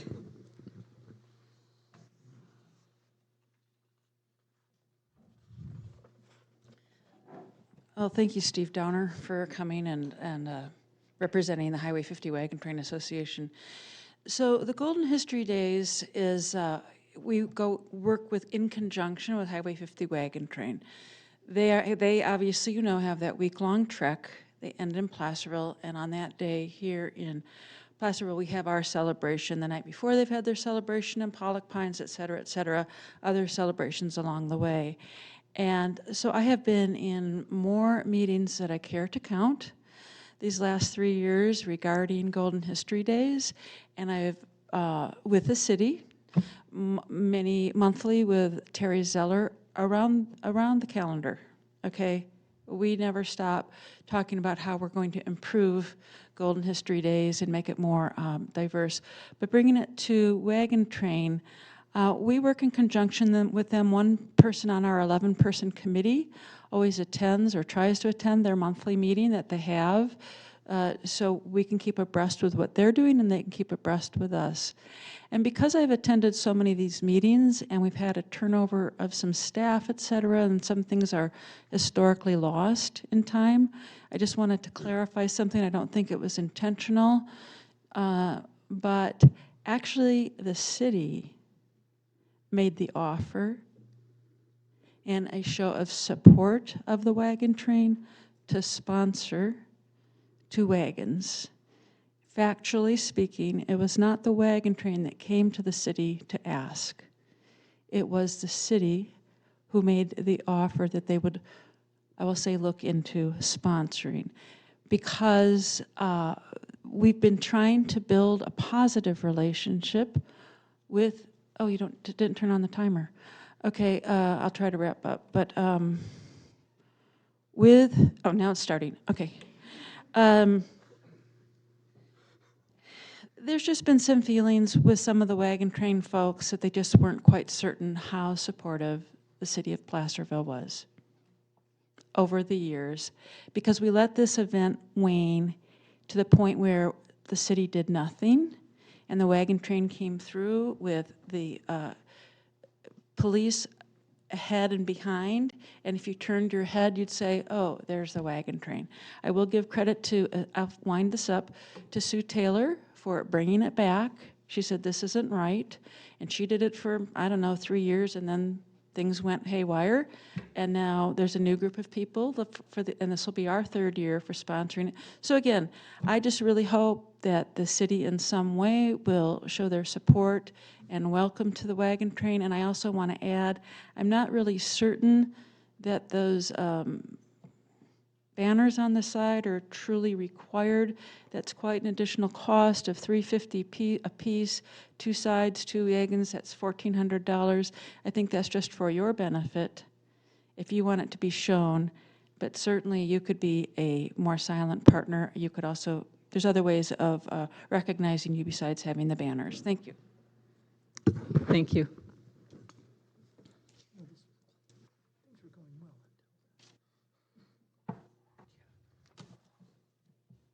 Good evening. Wagons, ho! I grew up with that. Just an aside, the county gives $10,000 to $15,000. You are so much better than the county. And as shared, the wagon train has waxed and waned. I've had the honor of riding this wagon train, and it is growing again. And even if it isn't growing in numbers, which it is, and we hope you had 2 more, it's growing in positive energy. This wagon train used to give back to the communities it went through. And as things changed and it needed a boost, that's when the county stepped forward. I'm asking you to join these wagons. It's a golden, golden opportunity to promote the little city that does, as I've said before, impressed by how you keep things going on a minimal budget, impressed that you're able to handle all the sewage, all the things that are the values, as you say up there, inspired by the gold rush, the resilience of the folks that came, the world rushed in. When you ride the wagon train, you get to wave at so many different individuals. Again, it's a golden opportunity to put the name of Placerville from Nevada all the way here, and the well-deserved recognition of your embrace of the wagon train and how it keeps growing. Every place I go, people have a positive memory of historic Main Street and the historic wagon train. It is a golden collaboration. So please don't be left behind. Wagons ho. Thank you.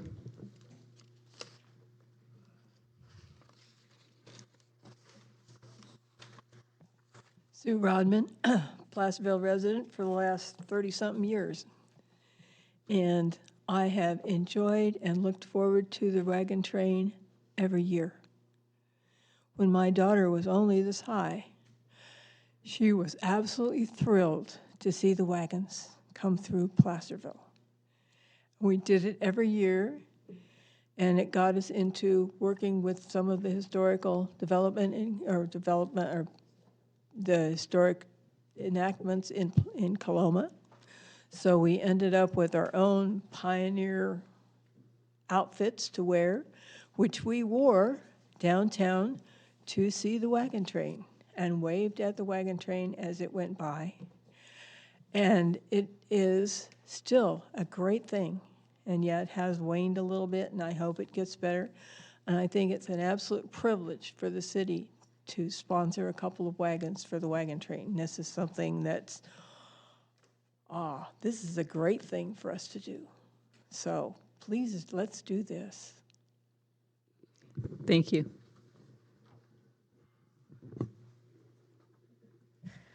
Jolene Vikulich, as a person set aside from being involved with the community, which I have been involved with this event for a couple of times throughout the years, I really enjoy just as a viewer, because like I said, I am a very community involved person and I love our community, hence why I've never moved away. Sometimes depressing to say a bit, because I don't explore, but I love my community a lot, and as a viewer, I love seeing these events, especially historic, because not just the fact that I was born and raised here, I love the history of how our town has come about and respect for it. So this event, I would love to see it flourish, and definitely like even helping hands, sponsors, any involvement to help with it, even if it's like picking up trash from the event or something. I think it's a great event to just keep pushing forward and let it flourish, because it is a great an accomplishment of our town, and as a viewer, I truly love and enjoy it, and so do my children and my students. We all love this event, so thank you. Thank you. Anyone else? Okay, seeing none, we will bring it back to the council for discussion. I just want to clear up one thing, because there was a comment that kind of indicated that the city didn't always support this item, and I would just like to point out that it costs $2,600 for the city to give that police escort through town, and the city has done that every single year. So it's Not to mention closing Main Street. Yeah, not to mention closing Main Street. So to say that the city stopped supporting it, I don't think is accurate or fair. As well as a comment made about the city made an offer. The city, that word gets thrown around kind of loosely. I'm getting a look from the city manager. Sure. Comment on the comment. Yeah, I will state, I was the one that stated that. I attended I think it was the debriefing meeting last year after the wagon train, and we discussed briefly what was coming up this year. And I did offer that we would look into potentially sponsoring 1 or 2 wagons. So that did come from me last year in the debriefing meeting. So That we're just finding out about. So the city council wasn't part of that offer and conversation. I just want to make that clear, that, you know, there's a lot of conversations that happen that we aren't really part of. And I remember the 75th coming up, and I was excited about it. And I guess I had visions that we were going to do something bigger on Main Street to support this event. I just didn't think we were going to be doing regular operations. You know, I was looking last night about all the fun things that we could do, like with the kids. Like, you know, you have a wagon train that actually starts tomorrow down in Amador County, and, you know, they do the little, they use swim noodles to make their ponies that they decorate up to do their pony races. And I thought, well, now there's something I could get excited about, you know, stuff that's the kid events, having the kids make little, you know, wagon trains, things that we could do down on Main Street. But anyways, I'm just gonna let you all talk about it. I was just sharing some of my thoughts. I was just going to ask a question. How much did the county sponsor? I was just thinking, because they have a lot bigger budget than us. Asking for 1/3 of what the county, if they gave 15, is like a big, yeah, just very disproportionate to city of Placerville. Right. Our budget is what, 20-something million bucks overall? 23, 22? I should know the number. 29. 29, thank you. Their budget is like $750 million or something like that. I mean, it's up near, it's going to be $1 billion at some point here in the not too distant future. So comparing their $15,000, that was strategic error, especially after what we had to listen to this morning. So I have a question. Say, for example, you're asking us for 2. If we said we'll do 5, would that make 5 wagons appear? I'm asking, it's probably for the guys in the hats in the back there, but. Yeah, I'm thinking about that one. Okay. That's a good question. Well, think about it. 2 and possibly 3. Yeah, okay. So the issue is not necessarily, I mean, there's a finite number of wagons. I'm assuming there's a finite number of wagons and people and horses. Okay, that's fine. If we were to do this, I want a banner on the side of that thing because I want folks to know what we're doing. You know, it's always one of these things when we talk about any of these events, because when you start becoming even analytical or critical, then you'll be described as being anti. And I'm not anti, and I know I get kidded about this because I've been around here a long time, and I've been to a lot of wagon trains, and they're always great. First one in 1976. So, you know, we're asked to do this to help, and that's fine. That's a good request. Nothing wrong with that. But I also remember a time when the merchants did a lot more, and I think it's just a little off-putting to have that put back to us and say, well, you need to be the reason why this thing gets done more. And nobody does. Very few people on Main Street do what they used to do. And some of these folks with hats on back there probably were around, maybe their parents were around or somebody was around when that street used to be decorated stem to stern for wagon train. And now almost nobody does it. It would be nice to be asked for help and then have a commitment from the street where we're going to be running this thing down potentially and see that level of support on the private side. We're looked at a little bit like a piggy bank here, and that's fine. But there's a lot of pieces to this puzzle, and there's a lot of things about wagon train. I love the wagon train. This is not an issue of that. But I'm sorry, I'm getting a little annoyed now. It's rough sometimes to hear this coming back and saying, well, you're not doing enough. We do plenty. The county doesn't close any roads. Do they close any roads for the wagon train? Do they close Pony Express when you're up there? Do they? No. The county does nothing. The county has money. They can throw money around. But when asked to do something, you ask them and say, hey, county, can you let us use the fairgrounds for free for our event? Ask them that question. I think they've lost control of that entity. Oh, yeah, don't even, anyway. So I've chatted with the mayor quite a bit about this, and she'll speak for herself. She always, God bless her. And I'm not sure what I want to do right now, but some of this is just a little off-putting. And not for the folks with the wagon train. You guys are sincere, and we love you. And we do. We love it coming through. We love it coming through town. This is not about that. Everybody shows up. Everybody wants to watch it. It is a great event. It's a great event. This is not about that. This starts to pick at things. And, you know, we have a whole city to run on a shoestring budget, and it's just like everything else we do.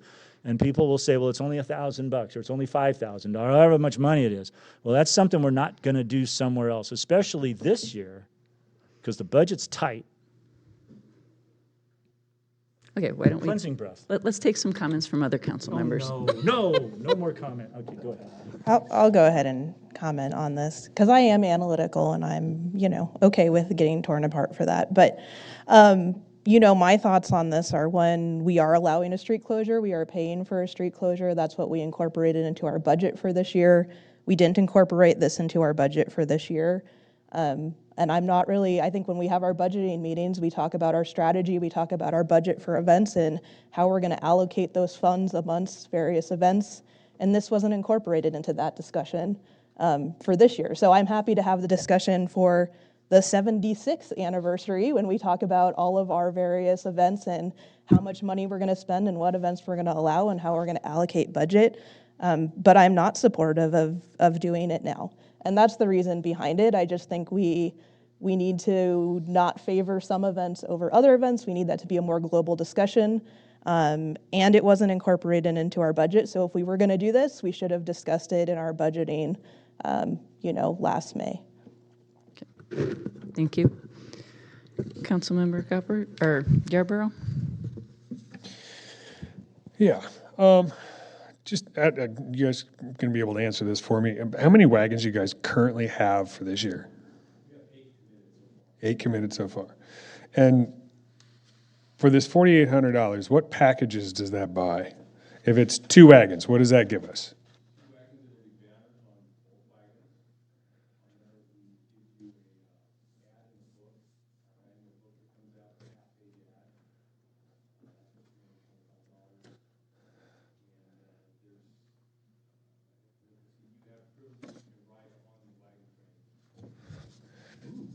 Okay, so this is so the way I'm reading this, and this is probably what our the 1 horsepower, the 1250, and then it's the 325, the half pitch. Because I mean, basically doing my math, we're looking at about $2,400 a wagon, and running through this, none of these add up to $2,400 per wagon. So this is just what I'm kind of curious of with that 4,800. So if you had that 4,800 and you took it down to 1 horsepower and you took it down to, 1 banner, maybe hanging off the back or the front, I mean, how many wagons can you put into that point? Well, we'd be sponsoring how many wagons if you take it down to 1 horse instead of, 1 wagon? Well, no. Anyway, what I'm trying to get at is, I mean, how far could you stretch this $4,800 to put more wagons into your wagon train? Okay, so I'm trying to help you guys out here. I'm trying to increase your numbers is what I'm trying to do. So you're giving a bigger performance to the city as you guys come through. See, because one of the things that, and with John, I mean, I agree with everything that other council members have said this, at this far. We are kind of treated like a piggy bank, but there are certain things that I think are worth fighting for. The wagon train is one of them. One reason is when my wife and I first moved to this town, 1998. We haven't been here long, considering most of you have been here, like John, 40-something years. So, she had never seen a wagon train, and I brought her down, because I grew up in a very small town with basically this was the way of life. And I brought her down to this, and she thought it was the greatest thing she'd ever seen. And it was fantastic. I mean, there was vendors in the streets, there was gunfighting shows, there was 12 to 15 wagons in this wagon train with all sorts of actors and players. And over the years, unfortunately, I understand that, people back then that were doing it are not doing it now. There has been less support. You guys had, some issues keeping it going. So trying to get you guys to be bigger, to actually have more involvement so we can get you back to where you were. So this isn't an issue for you guys anymore. That's kind of what I'm trying to get at.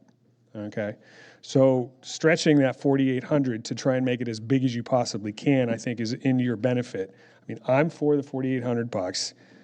We have done more than that for smaller things outside of our budget before. I don't think this is going to be that much of a stretch. I do definitely agree with Councilman Gottberg that this kind of stuff, and maybe this is a direction towards staff, if we're going to start looking at this kind of stuff, we definitely need to have, all right, in our budget, if people are coming to us with sponsorships and they're looking for certain things, we need to start incorporating this into our budget a little more. But I understand 75 years is a big mile marker. So that's kind of what I'm looking at, and maybe some of the things that you guys can bring to us at a much earlier date. Like, start the conversation the week after you guys finish Wagon Train with our staff of like, hey, we want to make this big. We need help. Give us some suggestions. I think John's suggestion of getting back to the merchants on town is going to be a huge help to you guys, because he's right. The merchants decorated everything up. I mean, there were merchants that were dressed up for this wagon train when my wife and I first moved to this town. So you guys have lost some participation, and I think some of that is on you guys, as you guys need to start working that a little bit more. I mean, Leo's a great salesman. So, taking, some of the notes from Leo and his expertise and his sales technique and the way he can speak to people on getting them involved might help out a lot with the wagon train. So, bring things to consider what is your annual operating budget? How many wagons are you going to get into this kind of stuff? You guys have a great show. It's been huge. It's gotten small. I know it's getting bigger, but, in my personal opinion, you guys need to work a little harder on this too. And personally, I think the $4,800 is not a stretch for the city.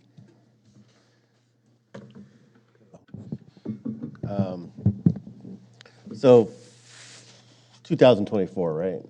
So 2018, I got on the city council towards the end. I mean, this wouldn't have even been considered in 2018. Because for many years, the city didn't have any extra funding to do any type of these sort of sponsorships. And in fact, it wasn't only until 2022 or so, when we had ARPA funds, that we've actually done extracurricular stuff, if you will. I mean, I know in the past we had a budget, 1980s, 1990s, but for a long time, after the Great Recession, there really wasn't any funding for this. And quite frankly, we're back to that position again, where funding is very limited. We're still living a little bit off the crack high of ARPA.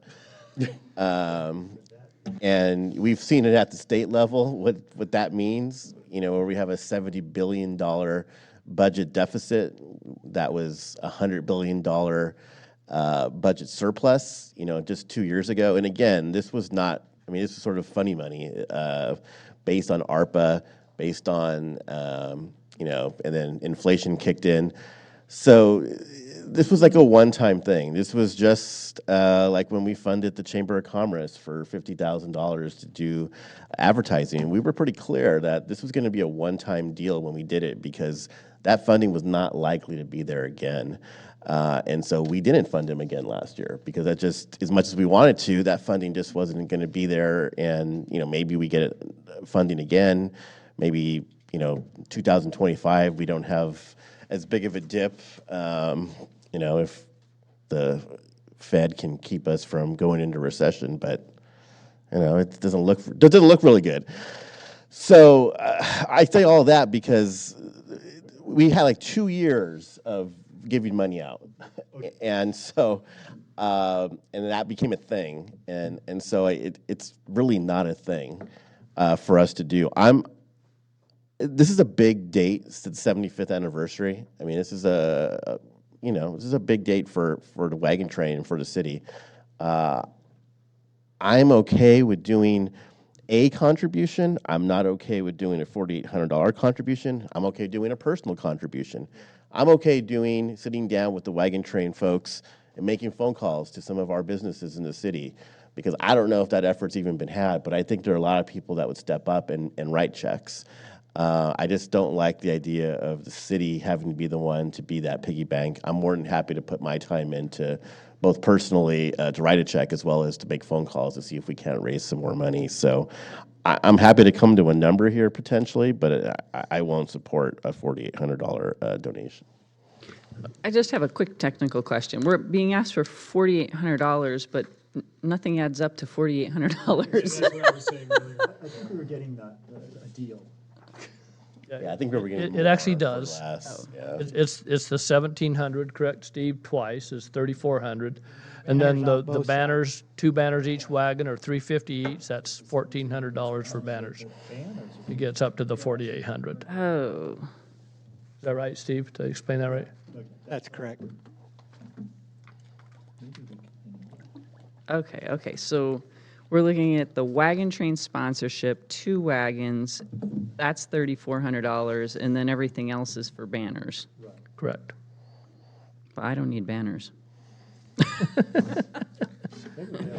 Why can't they fly some of our banners that we have on poles? I'm sure we've got extras somewhere. Well, I always wonder about the liability on that too. I mean, we're talking about horses coming down the freeway and, luckily nothing's happened, but if something does happen, the first person they sue is the first name they see with big pockets.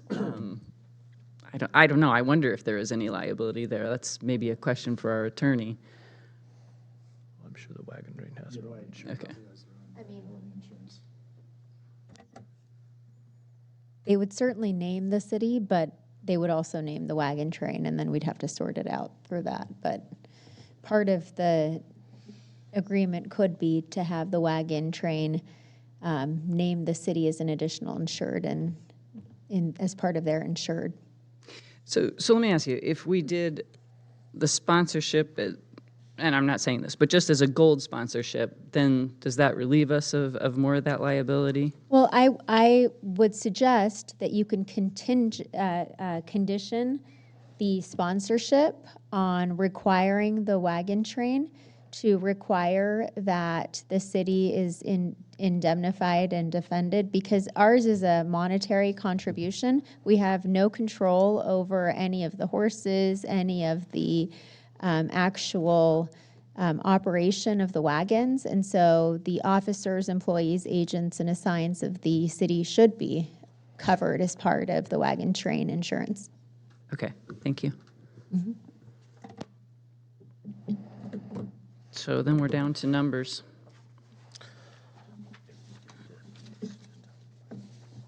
Councilmember Saragosa, what did you have in mind? I had in mind 2,500. Vice Mayor, you have something? My wife will kill me. I will sponsor a wagon if the city sponsors a wagon. Because I don't want anybody going out of this place after this conversation, because I've cast some shade on some of this stuff. I don't want anybody going out there and saying, I hate the wagon train, okay? This is survival. I will do that. So if the city puts one up, I'll put one up. I'll put one up too. So they'll have 3. Okay. Yeah, There you I'll do go. one. Okay, so we're talking about the city doing one One. wagon at $1,700 with no banners. I'm being cheap. I know I'm being cheap, but what do we need a city banner for on a wagon? Do we have coming any? down Okay, the hold street? the phone here. Do we have any banners like that go this way? No, Nick's shaking. I'm not aware. Nick's going, yeah, no. There may be I out have there. magnets, but they're not going to work on a. Oh, they could probably put some. They have nails. Screws That's in true. them. I could do that. I do have big magnets. That's true. I have one as well. Has the noose on it. Yeah, probably mine does too. Yeah, I know. They were giving those away. What? I will buy a banner in addition to the VCR. Yes, sir. Okay. Please, Steve, come to. Steve, you might want to. Yeah, come on up. Come on up. Yeah. There's people in the ethosphere that aren't getting this. Okay, so we're looking at 3 wagons. If the city wants to have a banner, we can name them additionally insured and indemnify the employees. That's a common practice these days for anything. And if anybody Yes, else you wanted would to get a have a banner. banner, we can do the same thing. Yes. If you have a banner you want to use that's already printed, as long as it fits on the side of the wagon, we're talking 2 foot by 4 foot. You could go 30 inches by 60 inches, because what they do is they get down and they rub on the wheels, and the banner's half there when we get. Yeah. So there's that option for you as well. Okay. Thank you. Insurance is not an issue if that hold up. It'd be kind of nice to have your name on one of the wagons. I know years ago, I've seen pictures of it. It's been a few years, but it does kind of present a nice look. Okay, thank you. Thank you. Okay, you guys do realize that if you accept this, you're probably going to have to ride with John.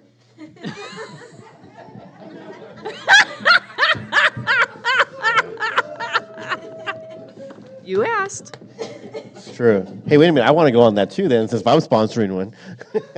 Well, then you guys need to get up to the 2 horsepower, because No, just wagon train sponsorship. That's more. That wagon train sponsorship is that includes more than 2 the 1 people horsepower. for a day. I'm just saying. No, because each one would be a 1 horsepower, and it's a ride for 1 person. Oh, okay. There we go. So you're good. Okay. Yeah. Oh, are we doing 1 horsepower, or are we doing the wagon train sponsorship? You guys are confusing me. We're doing the wagon train sponsorship, correct? Yes. Thumbs up. Okay, do I have a motion? We're going to sponsor, we will. As the city. As the, yes. I move that we sponsor 1 wagon as the city. And it's the wagon train sponsorship, banners on sides of wagon paid for by the sponsor, free half-page ad in the collector's annual book. It's a $325 value. I'm moving that and the banners. I want to have banners on that thing. So that'll be $2,400? 24. Yeah. I move that. What's the official way? How should I say this, lawyer? With the request that the wagon train includes the city, its officials, and employees as additional insureds, indemnified and defended in its insurance. Great. Yes. What she said. Okay, I'll second. They said they were going to pay for the banners. You don't want them to pay for the banners? I just want to make this as difficult as possible for you, John. I think you. John, I would just leave it at that, and if someone wants to Yeah, make a donation for the banners. we will gladly accept it. Yes. Okay. We expect all of you.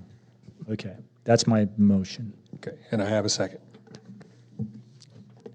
And I'm just going to state, I don't support spending any money on this, as I stated earlier. Okay, can we have roll call, please? Councilmember Gottberg? No. Councilmember Zaragoza? Aye. Councilmember Yarbrough? Aye. Vice Mayor Clarici? Aye. Mayor No? For the 75th anniversary, aye. Thank you. All right, let's move on. Thank you. We're going to move on to 12.3, which has been intentionally left blank.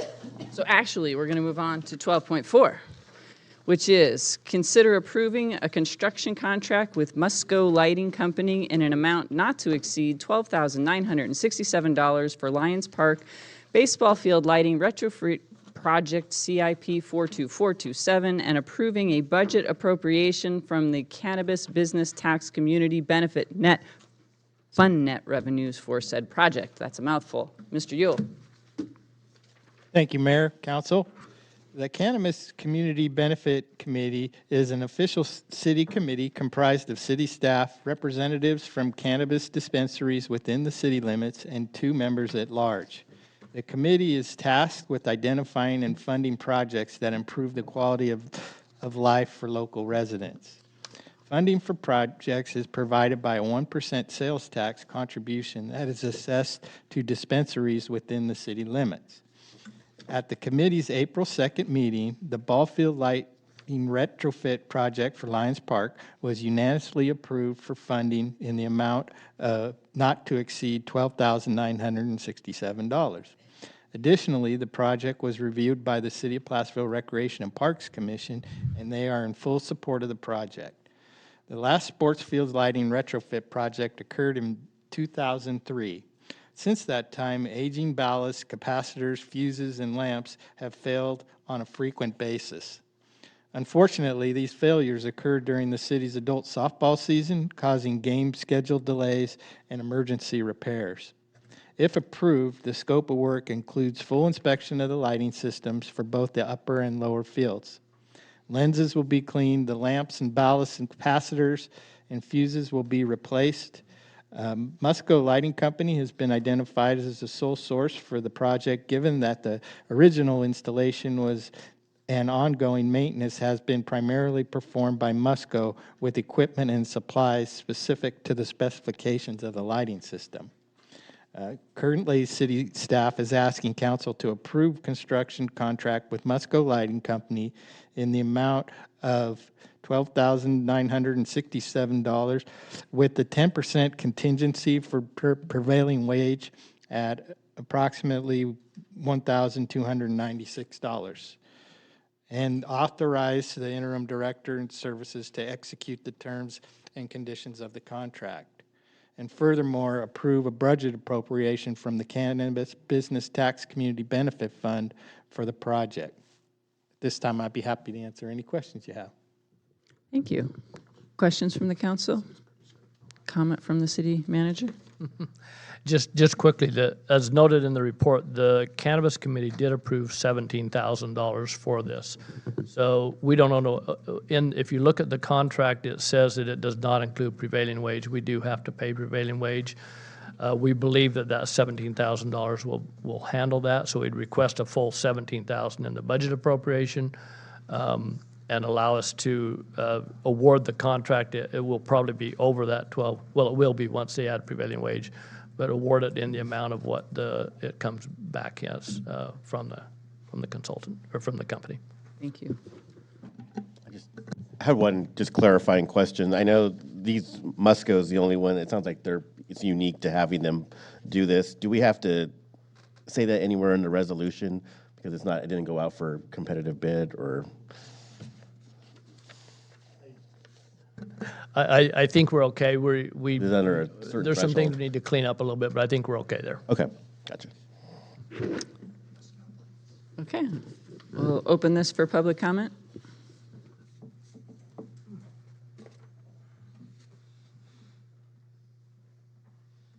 Sue Rodman, resident of Placerville. So we can spend $17,000 for lights, but we can't spend $5,000 for a wagon train? That was through the Cannabis Committee. You should go lobby them. I'm thinking the wagon train needs to get a hold of the Cannabis Committee, too. Absolutely. They seem to be more generous, maybe, than the city. If our lights are falling apart, then Musco put these in the first place. Why isn't Musco under contract to keep these lights in functioning order? Why are we having to redo what they originally put together in the first place? They should have been repairing these and keeping them functioning all along. So Is that everything? they're falling apart and going out when we have softball games. It says that this contractor hasn't done his job. So why would we give him more money to rip us off some more? Thank you.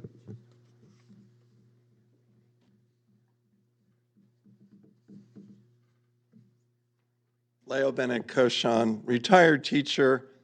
Thank you for the compliment, David. So I'm just warning you, if you give Leo a compliment,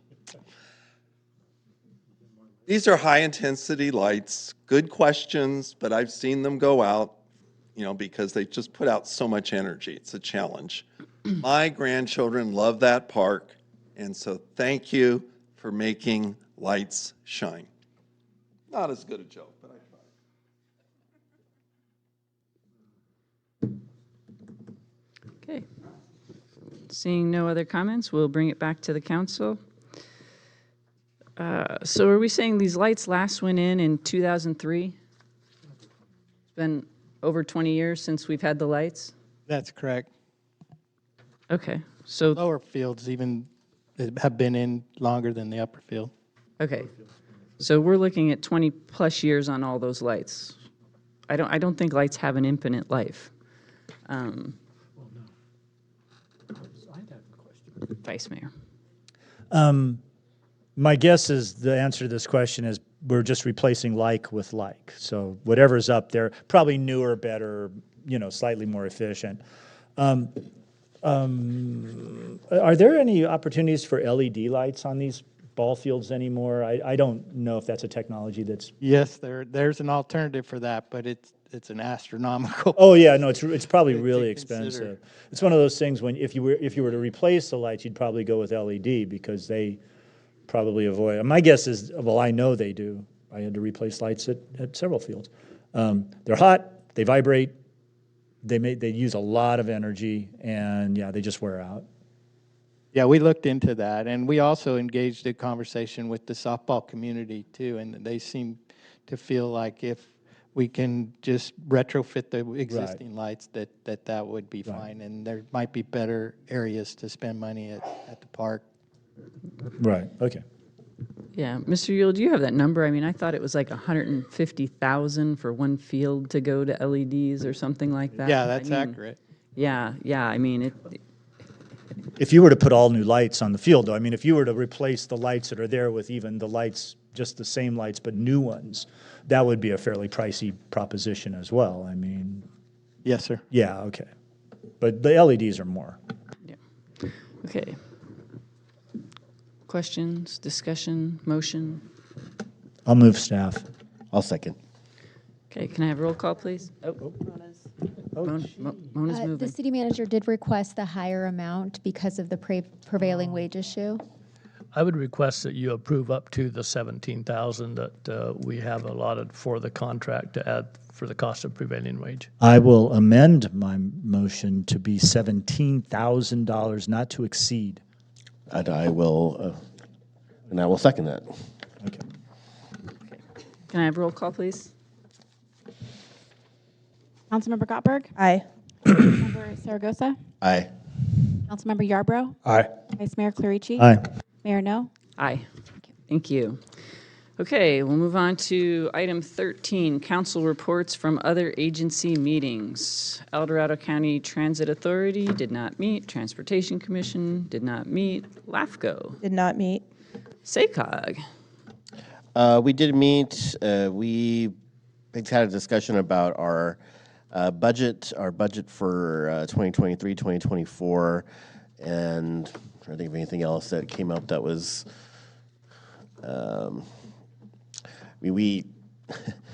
I talked about a couple of months ago about the creation of a JPA for tolling lanes, and that potentially could be in jeopardy because there's just some issues with how it all came about, and so there's my worry. There's $76 million in federal funds that could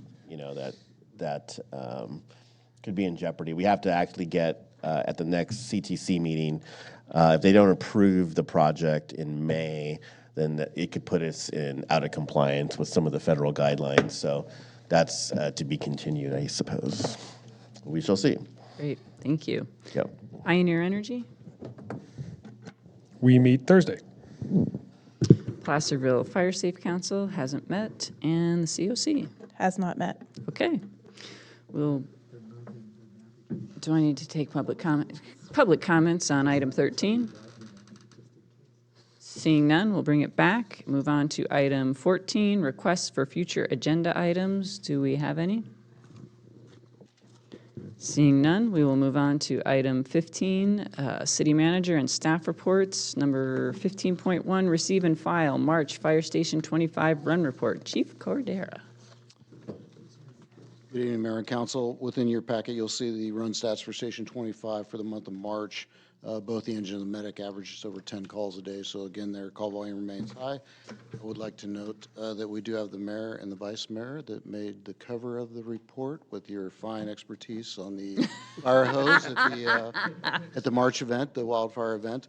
And then just an update for the council on where we're at with our annexation process with Diamond Springs.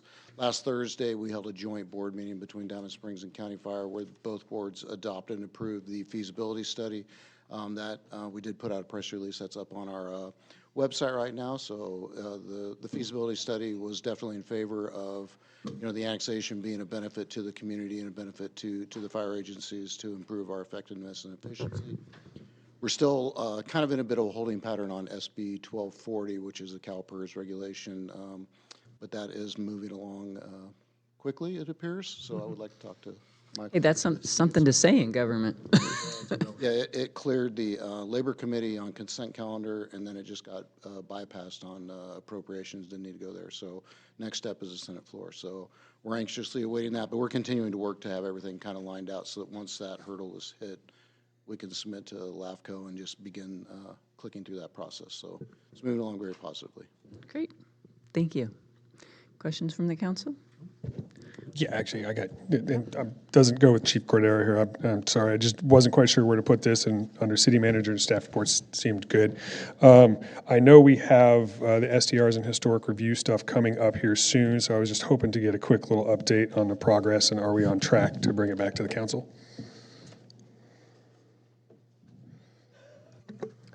So our goal and your request, I will admit, was we had to have that on by May 1st. We did not meet that.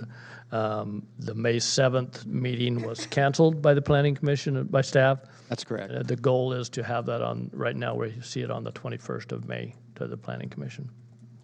Okay, so it's going to come back to us June? Yeah. Shortly after that. It shouldn't take too much time after the Planning Commission gives us direction. Correct. Okay, so was there a reason we had to cancel the earlier meeting for Planning Commission? I don't know, I'll leave that to Pierre.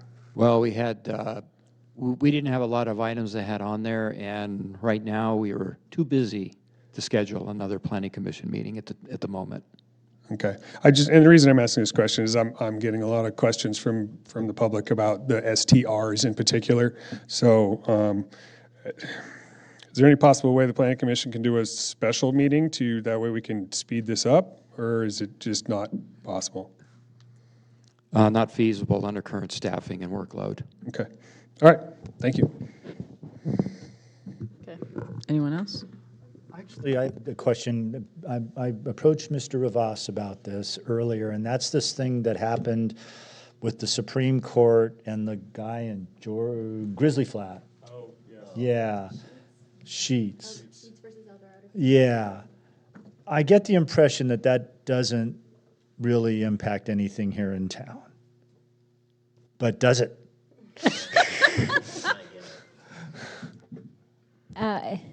That's a complicated question. The Supreme Court came up with that ruling last Friday, and basically they punted that decision to the Court of Appeal. In large part, they stated that the Fifth Amendment to the Constitution, essentially, which discusses and states that government shall not take private property without just compensation, cannot be done away in the context of legislative enactments. In other words, to put it very plainly, a legislative body, which includes a city council, cannot pass a legislative approval, such as a development impact fee, without also conducting the nexus analysis to show proportionality and impose that on a property. And so they didn't go so far as to analyze whether El Dorado County actually conducted the nexus study for their development impact fee, specifically the traffic impact fee. Right. And they said, Court of Appeal, you go and do that analysis and you decide whether that happens. So it was sort of an anticlimactic decision by the Supreme Court, and we now have to await to see what the Court of Appeal, 3rd District, does with that. Thank you. Mm-hmm. Just quickly, I'll add to that. As you know, we are in the middle of our traffic impact mitigation fee right now, and so we will address that as part of that nexus study we're doing for that. So, great. So when I read that it was a victory, it was yeah. Yeah. It could have gotten a lot worse. The Supreme Court could have said that the California past, 60 years of decisions, Nolan, Dolan, and its progeny did not pass constitutional muster, and there was a huge fear of that happening, but they didn't go that far. Okay, all right. Mm-hmm. Thank you. Thank you. Any other questions? Okay, we will open 15 to public comment.